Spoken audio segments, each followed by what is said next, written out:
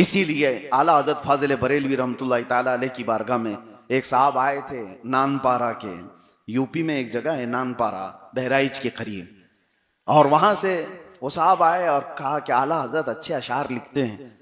اور نان پارا کے ایک نواب صاحب تھے، نوابوں کا دور تھا، بڑے جو اپنے اپنے علاقے کے وہ گورنر کی حیثیت رکھتے تھے.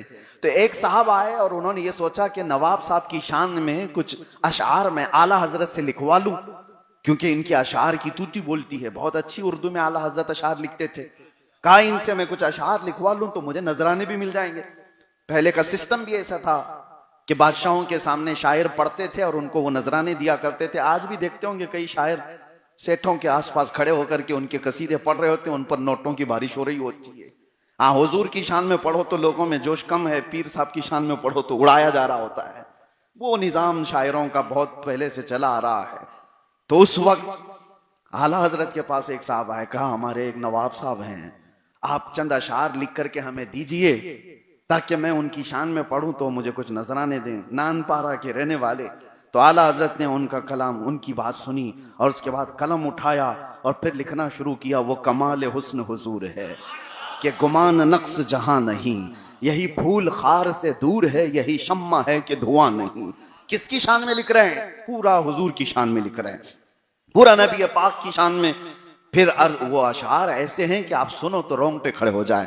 میرے آقا کی شان میں اعلیٰ حضرت کہتے ہیں یا رسول اللہ تیرے آگے یوں ہیں دبے لچے فصحا عرب کے بڑے بڑے، کوئی جانے منہ میں زبان نہیں بلکہ جسم میں جان نہیں. کروں تیرے نام پہ جاں فدا، نہ بس ایک جاں دو جہاں فدا، دو جہاں سے بھی نہیں جی بھرا، کروں کیا کروڑوں جہاں نہیں.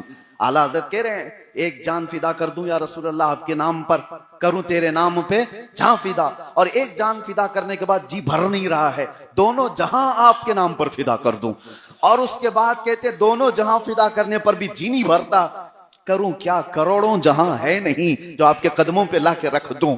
کروں کیا کروں تیرے نام پہ جان فدا، نہ بس ایک جہاں دو جہاں فدا، دو جہاں سے بھی نہیں جی بھرا، کروں کیا کروڑوں جہاں نہیں. اخیر میں اس کلام کے اخیر میں وہ صاحب تو نان پارا والے تھے، نان پارا والے تھے، ان کے بات پر یہ کلام لکھا جا رہا تھا. آخر میں اعلیٰ حضرت کا قلم جلال میں لکھتا ہے جو میں آپ سے کہنا چاہتا ہوں. وہ وقت کا مجدد کہتا ہے کروں مدح اہل دول رضا.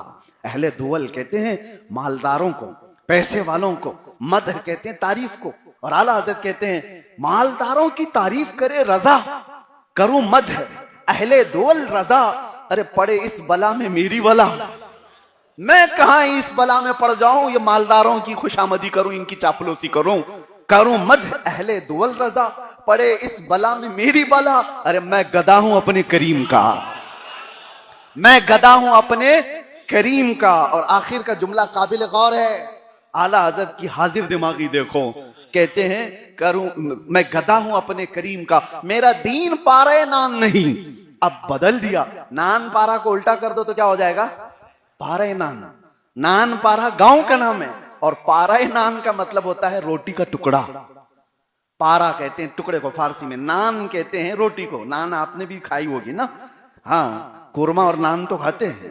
تو نان جو ہے نا روٹی کو کہتے ہیں اور پارا جو ہے ٹکڑے کو کہتے ہیں. اعلیٰ حضرت نے نان پارا کو بدل کر کے رکھ دیا اور کہا کہ میرا دین روٹی کا ٹکڑا حاصل کرنا نہیں ہے، میں گدا ہوں اپنے کریم کا.